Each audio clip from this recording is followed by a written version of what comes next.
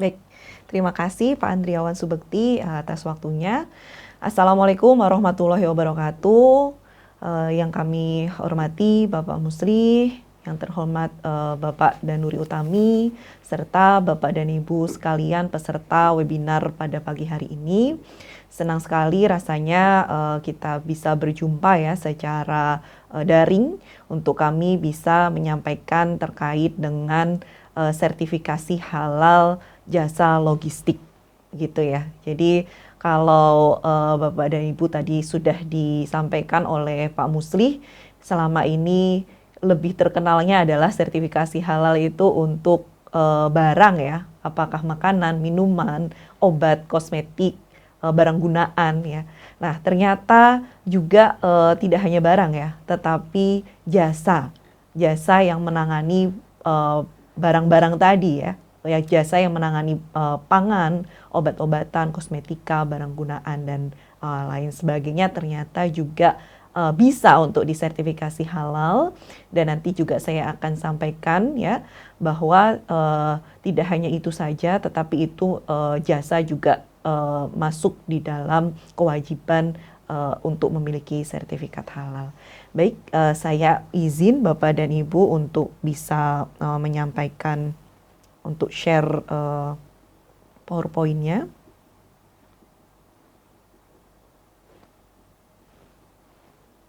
Baik, sudah terlihat ya Bapak dan Ibu sekalian. Jadi pagi hari ini kita akan membahas update regulasi sertifikasi halal di Indonesia dan juga persyaratan sertifikasi halalnya, khususnya untuk jasa logistik.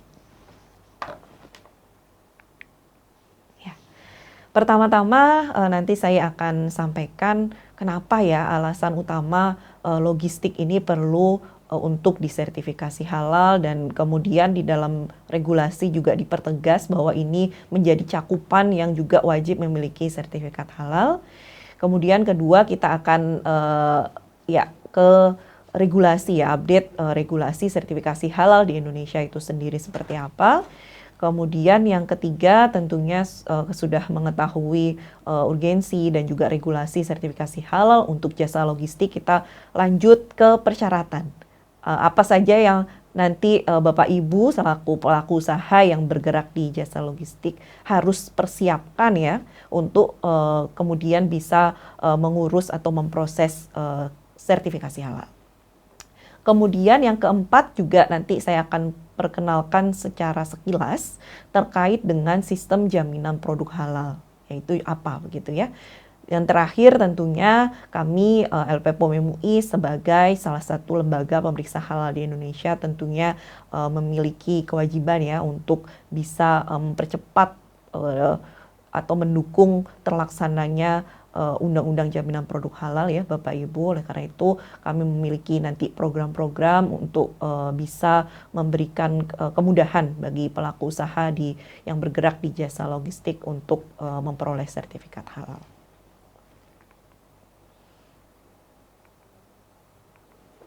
Oke.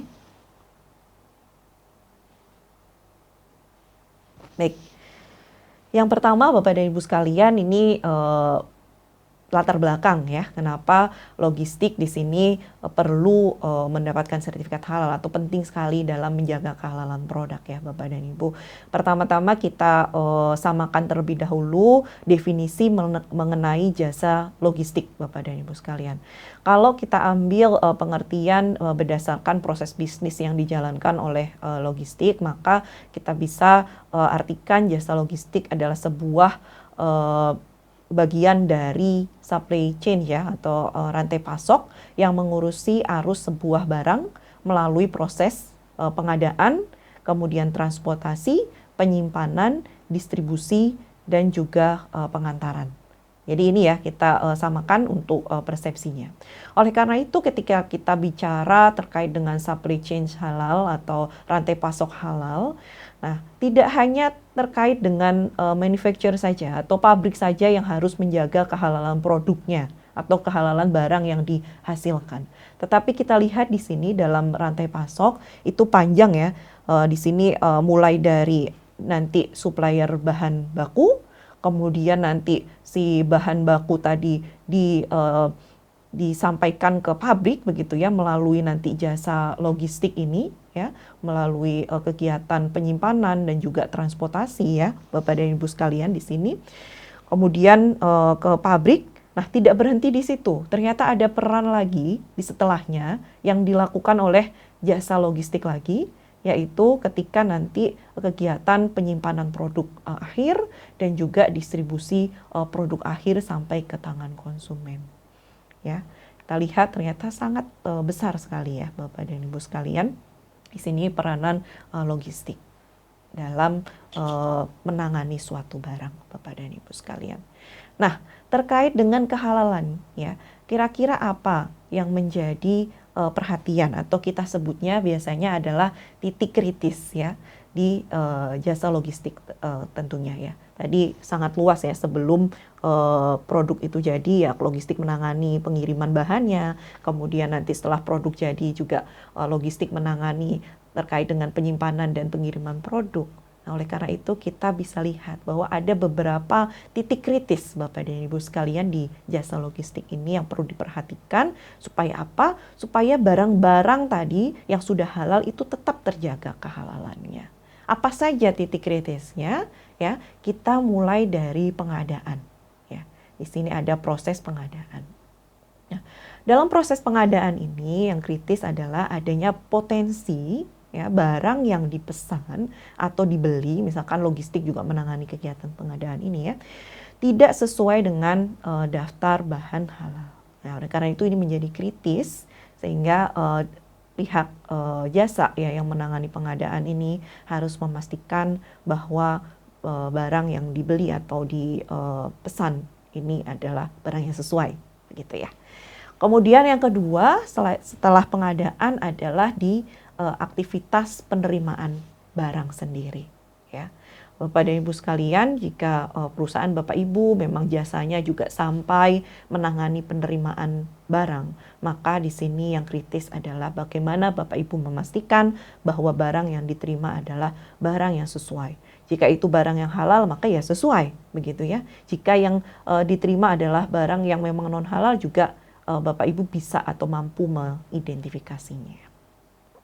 Kemudian selanjutnya tentunya yang tidak kalah penting adalah aktivitas penyimpanan. Di sini menjadi sangat kritis karena adanya potensi ketika proses penyimpanan itu adanya kontaminasi silang begitu ya Bapak Ibu. Oleh karena itu di sini yang dinamakan jasa penyimpanan halal itu dalam sistem di internalnya harus mampu memastikan tidak adanya kontaminasi silang antara barang-barang yang halal dengan barang-barang yang haram atau barang-barang yang najis, begitu Bapak Ibu. Dan yang terakhir tentunya di sini juga menjadi bagian yang penting di jasa logistik, yaitu proses distribusi ataupun transportasi dari barang yang ditangani, sama seperti penyimpanan. Jadi yang kritis adalah bagaimana cara jasa logistik memastikan selama penyimpanan, penanganan, dan transportasi barang itu tidak terjadi kontaminasi silang ya antara barang yang halal dengan barang yang najis ataupun haram. Oke. Baik Bapak dan Ibu sekalian. Jadi kesimpulannya kenapa jasa logistik itu perlu disertifikasi halal atau pentingnya jasa logistik yang halal ya tadi.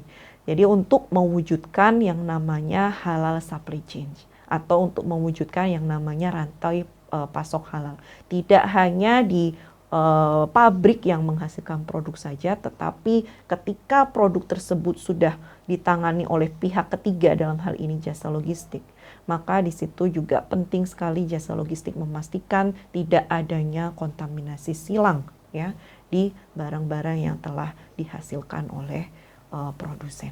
Gitu ya Bapak Ibu, sehingga kita bisa peroleh saat keseluruhan ya dari rantai pasok itu masing-masing pihak mampu menjaga kehalalan produk tersebut. Ini sangat penting sekali ya untuk mewujudkan hal tersebut. Baik Bapak Ibu. terkait dengan tadi ya, kenapa logistik perlu disertifikasi halal, dan di sini ternyata diperkuat ya Bapak dan Ibu sekalian oleh regulasi yang diterbitkan oleh pemerintah kita ya di Indonesia, Bapak Ibu sekalian. Tadi sudah disinggung oleh Pak Muslih, Bapak Ibu, bahwa ya concern sekali ya di pemerintah Indonesia ini dalam memastikan masyarakat Indonesia yang mayoritas beragama Islam itu agar senantiasa bisa mengkonsumsi produk yang terjaga kehalalannya, maka diterbitkanlah undang-undang ya di tahun 2014 yang dinamakan Undang-Undang Jaminan Produk Halal, yaitu Undang-Undang Nomor 33 tahun 2014, dan diperbarui ya, terus diperbarui, artinya ada update-update ya, tidak untuk semua pasal ya, tetapi beberapa pasal saja, dan terakhir yaitu Undang-Undang Nomor 6 tahun 2023 ada bagian-bagian yang membahas terkait dengan revisi dari Undang-Undang Nomor 33 tahun 2014 ini. Tapi intinya Bapak Ibu, di undang-undang terupdate pun itu masih sama ya, terkait dengan adanya poin kewajiban sertifikasi halal. Nah, kalau kita merujuk ya di Undang-Undang Nomor 33 tahun 2014 di pasal 1 disebutkan bahwa produk yang dinamakan produk itu tidak hanya berupa barang ya Bapak Ibu sekalian, tetapi juga jasa yang terkait dengan makanan, minuman, obat, kosmetik, produk kimiawi ya, produk biologi, produk rekayasa genetik, serta barang gunaan yang dipakai, dipergunakan atau dimanfaatkan oleh masyarakat. Nah, ini dilanjut di pasal 4, produk yang disebutkan di pasal 1 yang masuk, beredar, dan diperdagangkan di wilayah Indonesia ini wajib bersertifikat halal, Bapak Ibu. Artinya juga di sini tidak hanya barang, tetapi juga jasa. Nah, kapan ini mulai berlaku? Mulai berlakunya memang bertahap ya Bapak Ibu, nanti ada batas waktu maksimal kapan pelaku usaha harus memperoleh sertifikat halal. Tetapi implementasinya sendiri, wajib halalnya sendiri dimulai di 17 Oktober tahun 2019. Hanya saja nanti maksimal supaya mendapatkan sertifikat halalnya itu ada batas waktunya lagi, ada penahapan lagi. Nanti saya akan jelaskan secara terpisah Bapak dan Ibu sekalian. Baik. Nah, apa yang disebut dengan jasa ya? Ini diperjelas lagi di dalam keputusan Menteri Agama nomor 748 tahun 2021 terkait tentang jenis produk yang wajib bersertifikat halal. Di situ sudah sangat jelas disebutkan yang dimaksud dengan jasa yang wajib memiliki sertifikat halal itu mencakup pertama jasa penyembelihan, kemudian jelas ya jasa penyembelihan itu seperti rumah potong ayam, rumah potong hewan, dan tempat potong ayam ya, dan hewan gitu ya, unggas dan hewan. Kemudian jasa pengolahan ya. Jasa pengolahan itu misalkan Bapak dan Ibu sekalian, oh ini ada mohon maaf ini bantuan panitia ada yang coret-coret ya. Boleh ya dibantu. Nah, jasa pengolahan ini contohnya ya Bapak dan Ibu sekalian, Bapak Ibu punya tempat maklon atau pabrik yang memang fungsinya untuk melayani proses pengolahan produk atau produksi gitu ya. Bisa dititipkan atau diminta oleh pihak lain untuk memproduksi produk. Nah, ini juga tempat maklon atau jasa pengolahan ini juga masuk wajib sertifikasi halal. Kemudian jasa penyimpanan, nah ini jelas ya yang kaitannya dengan logistik adalah jasa penyimpanan Bapak Ibu ternyata sangat jelas sekali. Kemudian jasa pengemasan ya, misalkan Bapak Ibu sekalian ada usaha di bidang repacking ya. Ini repacking pun, ya, jasa repacking pun itu wajib bersertifikat halal. Kemudian jasa pendistribusian, kemudian jasa penjualan ya, retailer, kemudian jasa penyajian. Nah, ini jasa-jasa yang wajib juga disertifikasi halal. Kaitannya dengan logistik mungkin lebih ke arah penyimpanan dan pendistribusian. Jadi memang jelas ya Bapak Ibu, di sini cakupan logistik ini masuk wajib bersertifikat halal. Nah, Ini dia Bapak Ibu, tadi sudah disampaikan oleh Pak Musli, mungkin ada update juga di yang obat ya Bapak dan Ibu sekalian. Tadi mulainya untuk implementasi jaminan produk halal ya, Undang-Undang Nomor 33 Tahun 2014 itu di 17 Oktober tahun 2019, dan di dalam PP Nomor 39 Tahun 2021 di situ diberikan batas waktu lah bagi para pelaku usaha ini untuk bisa mengurus sertifikasi halalnya gitu. Nah, yang paling cepat adalah barang dan jasa yang terkait makanan dan minuman. Jadi Bapak dan Ibu, dalam hal ini kalau Bapak Ibu menghasilkan produk ya berupa makanan dan minuman, pastikan Bapak Ibu telah memiliki sertifikat halal sebelum 17 Oktober 2024. Demikian juga Bapak dan Ibu yang bergerak di jasa penyimpanan dan distribusi ya, dalam hal ini logistik, yang menangani produk makanan dan minuman. Ini Bapak Ibu pastikan Bapak Ibu telah memperoleh sertifikat halal sebelum 17 Oktober 2024. Kemudian penahapan selanjutnya yaitu maksimal di 2026 itu yang terkena adalah barang dan jasa yang terkait dengan kosmetik, obat tradisional, suplemen, barang gunaan, bahan kimia ya. Kemudian yang selanjutnya terkait dengan obat. Nah, obat ini memang tadi terpisah ya, ada update terkait dengan batas waktunya begitu. Tapi kembali lagi seperti Pak Danuri ya, di sini dari Encephal menangani produk obat misalkan. Nah, di sini dari jauh-jauh hari sudah mengurus sertifikasi halal ya, supaya nanti ketika kewajiban maksimal untuk sertifikasi halal dikenakan, ini sudah sangat siap ya. Dan juga untuk memenuhi kebutuhan atau persyaratan dari konsumen itu bisa diajukan meskipun nanti penahapannya masih jauh ya Bapak dan Ibu sekalian.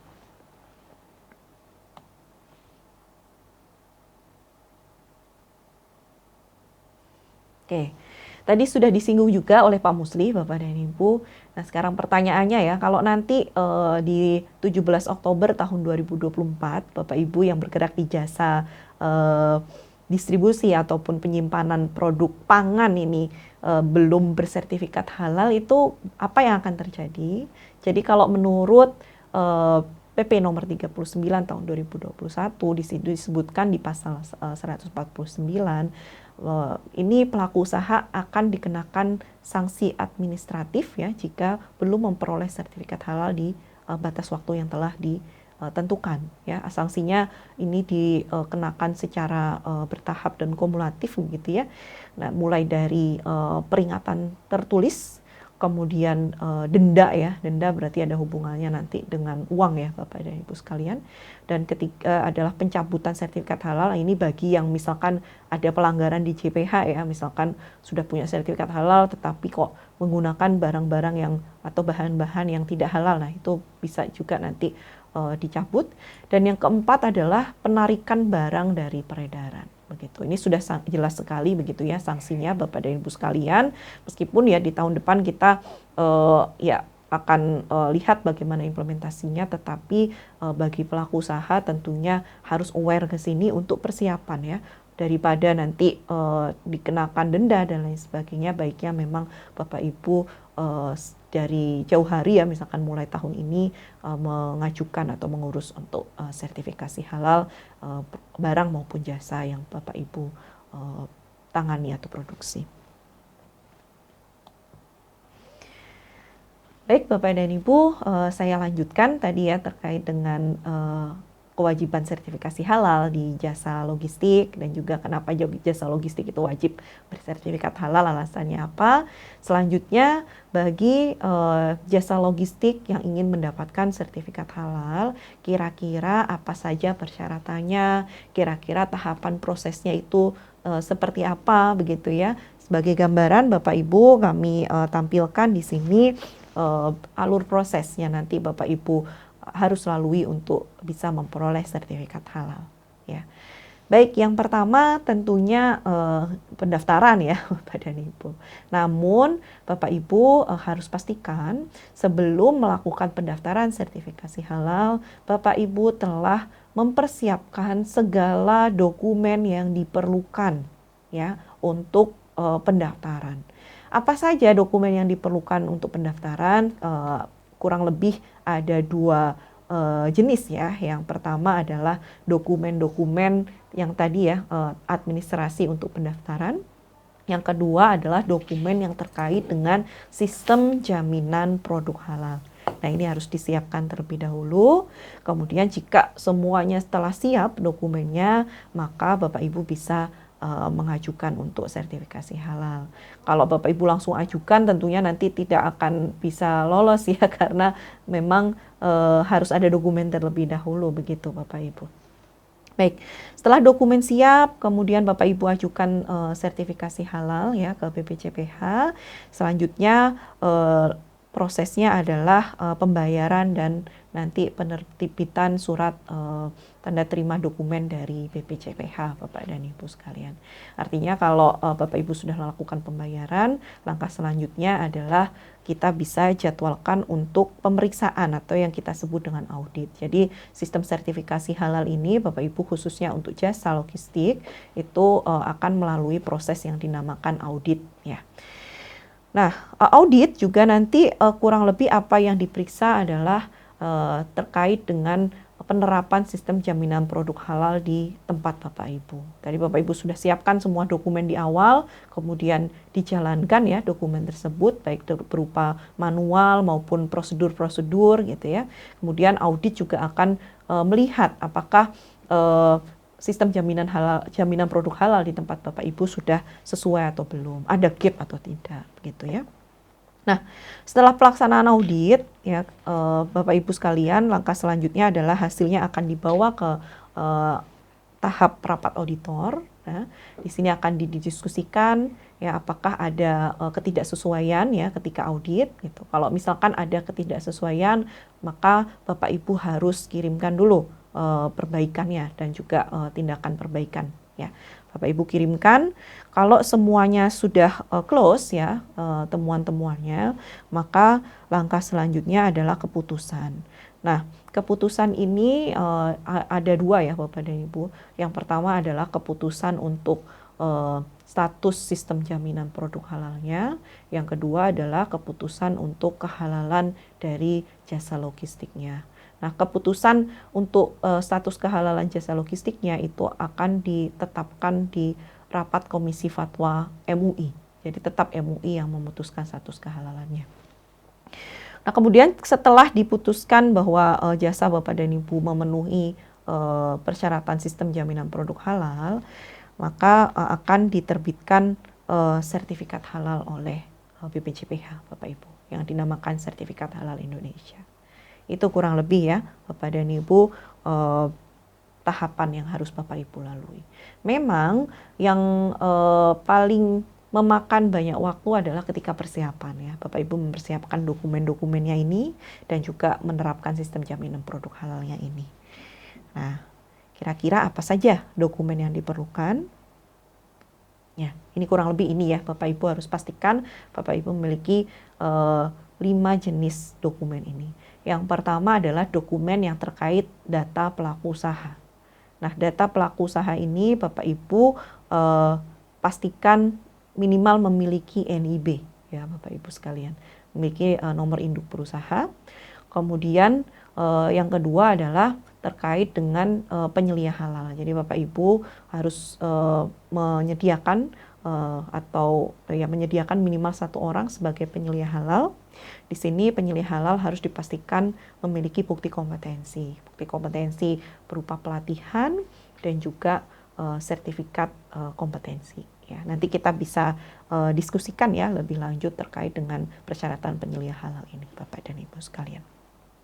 Kemudian yang kedua yaitu dokumen terkait dengan produk. Kalau dalam hal ini kalau produknya berupa barang ya Bapak Ibu, maka ya tadi ya misalkan produknya permen rasa stroberi merek A, permen rasa jeruk merek B dan lain sebagainya, itu disiapkan begitu daftarnya. Tapi kalau produknya Bapak Ibu berupa jasa logistik, maka nama produknya bisa diberi nama jasa penyimpanan, jasa distribusi, misalkan demikian Bapak dan Ibu sekalian. Kemudian yang ketiga adalah dokumen terkait bahan.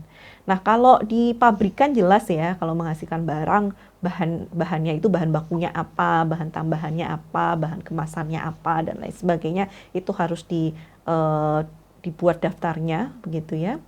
Kemudian selain itu dokumen pendukung bahan, misalkan dari bahan baku yang dipakai tepung terigu. Nah, dokumen kehalalannya apa? Sertifikat halal. Nah, itu Bapak Ibu harus siapkan. Tapi kalau di jasa seperti apa? Jasa logistik. Maka Bapak Ibu jasa logistik tetap harus memperhatikan bahan yang digunakan. Bahan apa yang diperhatikan? Bahan untuk pencucian peralatan. Ya, contohnya Bapak Ibu pakai apa namanya palet gitu ya.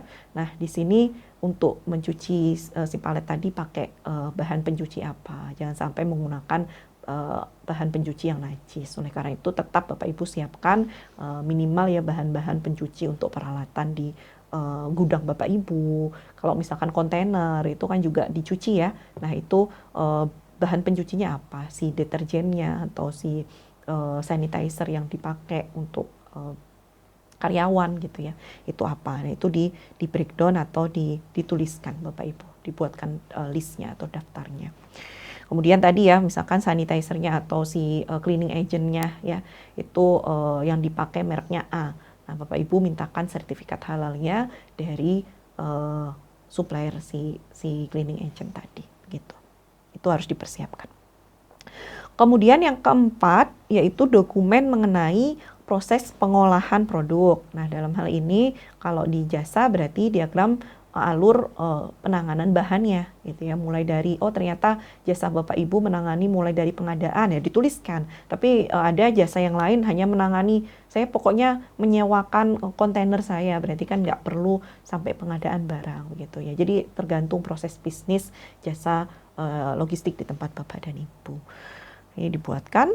Kemudian yang terakhir dokumen terkait sistem jaminan produk halal Bapak dan Ibu. Apa yang harus Bapak Ibu siapkan?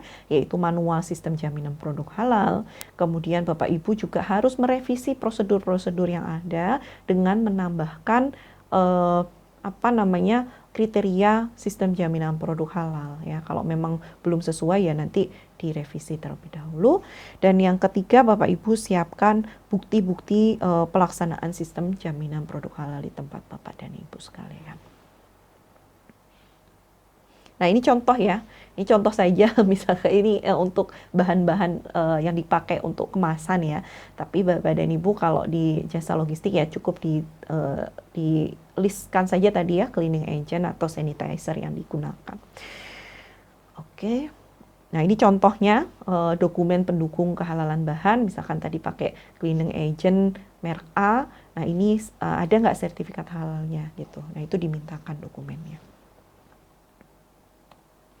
Nah, ini contoh diagram arir penanganan bahan ya. Bapak Ibu bisa buat misalkan dari sales ya, order barang, kemudian nanti dan lain sebagainya. Ini bisa disesuaikan saja sesuai dengan proses bisnis Bapak dan Ibu masing-masing.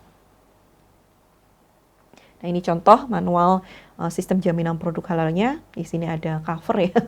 Tapi sebenarnya Bapak Ibu isinya apa di sistem jaminan produk halal ini nanti akan saya jelaskan secara singkat. Karena kalau hanya dalam waktu setengah jam saja untuk membahas sistem jaminan produk halal ini tidak akan cukup. Oleh karena itu saya perkenalkan secara sekilas dan nanti bagi Bapak dan Ibu sekalian yang memang dalam waktu dekat ingin mengajukan sertifikasi halal jasanya, kita bisa berdiskusi lebih lanjut dan standarnya pun sudah ada dengan jelas ya, ada SJPH dan juga ada HAS 23.000 ya untuk suplemen begitu Bapak dan Ibu sekalian.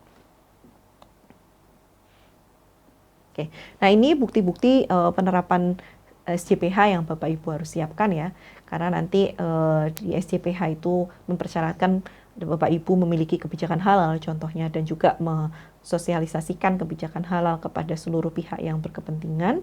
Oleh karena itu di sini contohnya Bapak Ibu harus ada bukti bahwa Bapak Ibu telah mensosialisasikan ya kebijakan halal kepada seluruh pihak yang berkepentingan. Misalkan caranya dengan menempel kebijakan halal di mading gitu ya, di area pabrik atau area gudang begitu ya, atau dipasang spanduk contohnya, atau dalam bentuk briefing. Nah itu Bapak Ibu sekalian pastikan ada fotonya atau ada daftar hadir briefingnya, karena ini diperlukan ketika pendaftaran.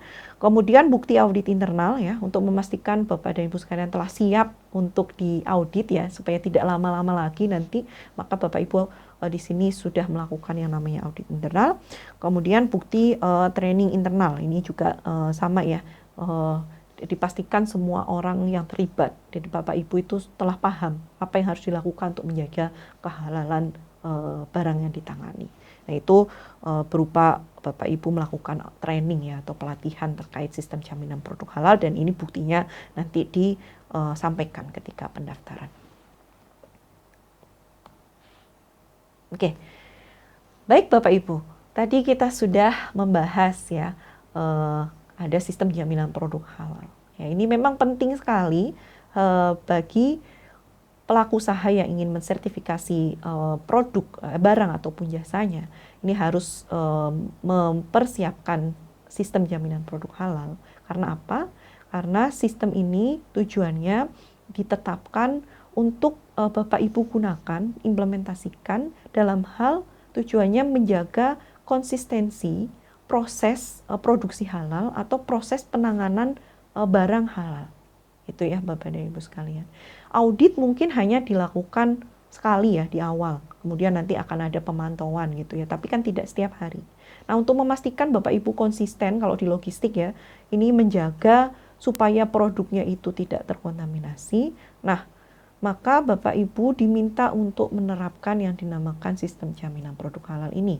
Bapak Ibu harus membuat tim halal sendiri, Bapak Ibu harus membuat prosedur ya, prosedur di setiap kegiatan, mulai dari penerimaan barang, kemudian penyimpanan, kemudian transportasi. Bapak Ibu harus siapkan prosedur-prosedur ya, yang isinya bagaimana menjamin tidak ada kontaminasi silang selama penanganan di tempat Bapak Ibu. Nah ini fungsi dari sistem jaminan produk halal ya, menjaga konsistensi. Nah, isinya apa saja sistem jaminan produk halal? Kurang lebih ada 5 kriteria Bapak Ibu, ini mengacu ke keputusan Kepala BPJPH nomor 20 tahun 2023 ya, tentang SJPH. Ini merupakan revisi dari versi sebelumnya. Ada 5 kriteria yang terkait dengan komitmen dan tanggung jawab, kemudian bahan, proses produk halal, produk, kemudian pemantauan dan evaluasi. Jadi ini sangat lengkap sekali ya Bapak Ibu. Bapak Ibu ada komitmen, kemudian ada prosedur-prosedur yang menjaga bahan dan produk, kemudian yang terakhir adalah Bapak Ibu juga harus memiliki mekanisme pemantauan ya, internal untuk menjamin bahwa Bapak Ibu konsisten menjalankan sistem jaminan halal ini. Oke. Baik Bapak dan Ibu sekalian, kalau kita breakdown gitu ya, kita bedah gitu ya, isi dari masing-masing kriteria sistem jaminan produk halal itu apa saja ya. Komitmen dan tanggung jawab, ya maaf ini ada yang coret-coret lagi Bapak Panitia, mohon bantuannya ya. Oke, jadi mulai dari komitmen dan tanggung jawab, di sini apa saja yang harus disiapkan? Yang pertama adalah terkait dengan kebijakan halal. Di kebijakan halal ini dari top manajemen harus menetapkan kebijakan halal, kemudian kebijakan halal disosialisasikan atau didiseminasikan, disampaikan kepada seluruh pihak yang terkait ya, mulai dari semua pekerja, kemudian mulai dari pihak ketiga, misalkan Bapak Ibu menggunakan transporter ya, itu pihak ketiga. Itu juga harus disampaikan Bapak Ibu telah menerapkan sistem jaminan halal ya, atau menetapkan kebijakan halal. Kemudian yang kedua, Bapak Ibu juga harus menyiapkan yang dinamakan tim manajemen halal ya. Ini tim ini ditetapkan oleh manajemen, kemudian terdiri dari perwakilan masing-masing divisi ya, yang terkait dengan aktivitas-aktivitas di logistik gitu. Dan tim ini harus Bapak Ibu pastikan kompeten ya, dengan cara diberikan pelatihan terkait dengan sistem jaminan produk halal. Kemudian yang kedua, bahan, tentunya isinya bahan yang tadi saya sampaikan ya, untuk cleaning agentnya yang dipakai, pastikan ada dokumen halalnya gitu ya. Kemudian yang ketiga, proses produk halal itu apa saja? Yang pertama adalah fasilitas. Ya, fasilitas-fasilitas yang Bapak Ibu pakai, misalkan di sana ada gudang, ada kontainer, ada forklift, kemudian ada palet. Nah, itu dipastikan fasilitasnya bebas najis, gitu ya. Kemudian yang ketujuh, prosedur tertulis aktivitas kritis, yaitu Bapak Ibu pastikan punya prosedur-prosedur yang menangani, mulai dari penerimaan pengadaan bahan, penerimaan, kemudian penanganan selama di gudang contohnya, kemudian penyimpanan, kemudian nanti untuk penanganan sebelum ditransportasi ya, kemudian selama proses transportasi dan distribusi. Nah, itu Bapak Ibu siapkan prosedur-prosedurnya yang sesuai dengan kriteria SCPH. Kemudian yang kesembilan adalah penanganan barang yang tidak memenuhi kriteria. Jadi kalau misalkan di tempat Bapak Ibu terjadi kontaminasi ya, ketika di gudang contohnya. Nah, Bapak Ibu harus siapkan yang namanya prosedur penanganan barang yang tidak sesuai. Kalau terjadi kontaminasi diapakan? Nah, itu juga harus disiapkan. Kemudian yang keempat, produk ya. Saya rasa kalau produk jelas jasa penyimpanan atau jasa distribusi atau keduanya. Kemudian Bapak Ibu juga harus siapkan sistem kemampuan telusur ya. Jadi Bapak Ibu ketika mulai dari penerimaan ya, itu tertelusur, ini barang ini disimpan di sebelah mana, kemudian barang ini didistribusikan kemana saja ya, diambilnya tanggal kapan dan lain sebagainya. Dalam hari ini harus dicatat dengan baik, begitu ya Bapak Ibu. Yang kelima, terkait dengan pemantauan dan evaluasi. Dalam hal ini Bapak Ibu dipersyaratkan melakukan audit internal ya, minimal setahun sekali. Tentunya yang melakukan audit internal adalah tim di internal yang kompeten, yang paham terkait sistem jaminan produk halal. Kemudian juga untuk pemantauan dan evaluasi ini Bapak Ibu perlu melakukan yang dinamakan kaji ulang manajemen. Itu setahun sekali juga. Setidaknya apa? Supaya manajemen tahu begitu. Ini loh implementasi sistem halal di tempat Bapak Ibu, dan ketika nanti Bapak Ibu memerlukan dukungan manajemen, misalkan menambah SDM untuk penjagaan kehalalan produk atau harus memisahkan peralatan dan lain sebagainya, ketika kaji ulang manajemen ini terfasilitasi, begitu Bapak Ibu. Baik, selanjutnya setelah mendapatkan sertifikat halal, kira-kira Bapak Ibu manfaatnya apa saja begitu ya yang bisa Bapak Ibu dapatkan. Tentunya yang pertama adalah memberikan nilai tambah dari jasa yang Bapak Ibu miliki, jasa logistik yang Bapak Ibu tawarkan begitu ya. Nah, ini tentunya nanti ketika ini ditawarkan ada sertifikat halalnya, nah ini konsumen tentunya akan khususnya di Indonesia ya, karena semuanya nanti wajib bersertifikat halal, tentunya akan lebih senang gitu atau prefer ke yang jasa yang telah memiliki sertifikat halal juga. Kemudian yang kedua, memenuhi kebutuhan konsumen tadi yang saya sampaikan. Kalau barangnya sendiri sudah halal, maka tentunya nanti jasa-jasa yang menangani barang tadi, transportasinya, gudang eksternal untuk disewa dan lain sebagainya, itu juga diwajibkan halal ya. Karena itu untuk memenuhi kebutuhan konsumen, Bapak Ibu sekalian, sertifikasi ini penting. Kemudian yang ketiga, memenuhi regulasi pemerintah Republik Indonesia. Nah, ini sudah jelas sekali ya. Yang keempat, tentunya Bapak Ibu dapat memasang logo halal nanti di media promosi. Logo halalnya seperti yang ada di samping ya, di Halal Indonesia. Jadi nanti Bapak Ibu bisa taruh misalkan di website yang menunjukkan bahwa jasa ini saya telah tersertifikasi, dan tentunya itu akan memberikan kekuatan ya yang lebih ketika Bapak Ibu nanti akan berjualan atau menawarkan jasa yang Bapak Ibu miliki. Baik Bapak dan Ibu sekalian, saya lanjutkan. Ini adalah program dari LPPOM MUI untuk mendukung pelaku usaha untuk mendapatkan sertifikat halal. Jadi sebelum kita beralih ke program, saya akan sampaikan terlebih dahulu LPPOM MUI itu apa sebenarnya Bapak dan Ibu sekalian. Jadi LPPOM MUI, kalau di sini kita lihat ya, proses sertifikasi halal di Indonesia ini ada beberapa pihak gitu yang terlibat. yang tentunya yang pertama adalah BPJPH di bawah Kementerian Agama, Bapak Ibu. Dan di sini tugasnya adalah menyelenggarakan implementasi jaminan produk halal di Indonesia. Ya, tadi regulasi yang semuanya sudah keluar itu nanti diawasi, gitu ya, dijalankan oleh BPJPH. Kemudian BPJPH juga menerbitkan nanti sertifikat halal. Ya. Nah, kemudian selain BPJPH juga ada peran di sini MUI, ya, Majelis Ulama Indonesia, Komisi Fatwa dalam hal ini tugasnya adalah menetapkan status kehalalan barang atau jasa, ya. Nah, sebelum ditetapkan halal oleh Komisi Fatwa MUI ini, terlebih dahulu tentunya dilakukan yang dinamakan audit atau pemeriksaan. Ya. Nah, audit dan pemeriksaan ini dilakukan oleh lembaga pemeriksa halal. Nah, kami di LPPOM MUI ini perannya di sini, Bapak dan Ibu sekalian. Kami adalah salah satu lembaga pemeriksa halal yang tugasnya adalah melakukan audit atau pemeriksaan ke tempat Bapak Ibu untuk menilai apakah penerapan sistem jaminan produk halalnya itu sudah sesuai atau belum. Nanti kalau sudah sesuai baru kami akan sampaikan laporannya ke Komisi Fatwa MUI. Komisi Fatwa MUI memutuskan ini halal, baru setelah itu BPJPH menerbitkan sertifikat halal. Kurang lebih seperti itu ya Bapak Ibu untuk memahami LPPOM MUI itu perannya di mana. Baik. Nah, ini juga menjadi tantangan tersendiri ya.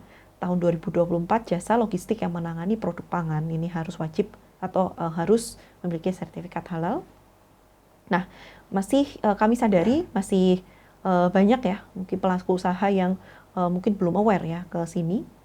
Nah, oleh karena itu ini menjadi tantangan bagaimana kami menginformasikan begitu ya Bapak Ibu seluruh pihak ya, tidak hanya kami saja, kepada pelaku usaha terkait dengan wajib halal di tahun depan ini.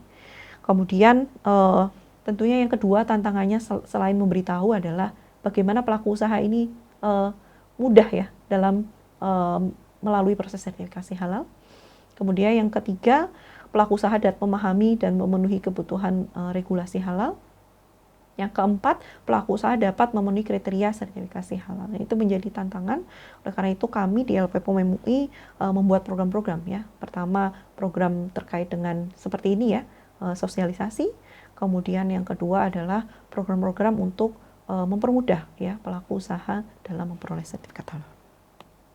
Nah, apa saja?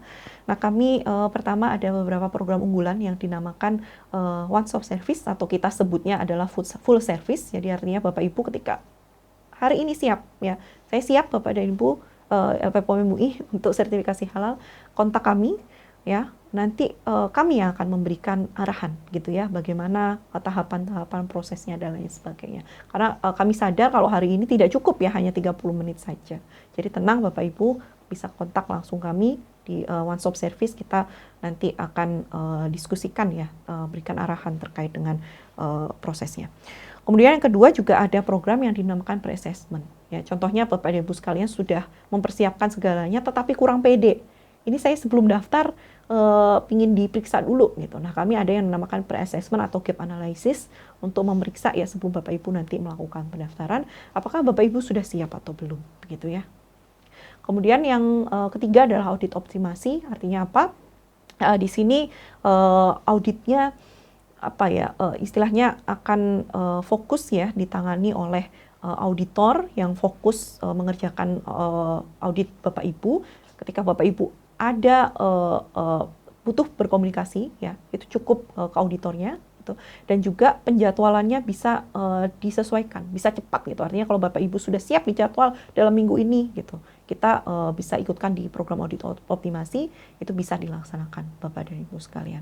Ya, saya ingin cepat peroleh sertifikat halal karena sudah diminta customer, bisa nggak auditnya langsung minggu ini? Itu memungkinkan sekali. Itu. Kemudian yang selanjutnya adalah intensive communication program. Jadi kami ada halal partner Bapak dan Ibu, ketika Bapak Ibu sekalian ini siap gitu ya, nanti akan dikontak oleh halal partner apapun pertanyaannya Bapak dan Ibu sekalian, nanti halal partner kami siap untuk memberikan jawabannya gitu. Nah, yang terakhir ini sudah tidak berlaku ya karena sudah tidak pandemi lagi. Tapi kemarin selama pandemi itu kami tetap jalankan proses audit ini dengan cara modified on-site audit ya, dengan cara audit jarak jauh. Tapi sekarang sudah tidak ya Bapak Ibu. Jadi ini sudah on-site semuanya. Baik, selanjutnya ya memberikan informasi terbaru ya Bapak Ibu sekalian, silahkan kami punya beberapa kanal untuk informasi bagi masyarakat ya. Ini kami ada website, kemudian ada medsos ya, IG, Facebook, Twitter, LinkedIn, kemudian TikTok, YouTube ya, Bapak Ibu bisa akses. Nah, untuk pelaku usaha yang merupakan mitra LP POM MUI, di sini kami nanti secara rutin akan berikan update dalam bentuk email newsletter, kemudian seperti ini ya, misalkan seminar, kemudian visitasi ya untuk memberikan update-update terbaru dan juga program yang lainnya. Dan ada kelas pengenalan sertifikasi halal ya. Di sini ya kurang lebih seperti ini gitu, tetapi memang kami selenggarakannya rutin setiap hari Selasa di minggu kedua dan keempat setiap bulannya ya. Bapak Ibu bisa nanti akses website kami untuk bisa mengikuti kelas pengenalan sertifikasi halal jika dirasa kurang ya di penjelasan hari ini. Baik, demikian Bapak dan Ibu sekalian, mudah-mudahan bisa memberikan gambaran ya. Jadi untuk logistik ya supaya bersiap, khususnya yang menangani produk pangan di tahun depan untuk bisa melakukan atau mengajukan sertifikasi halal.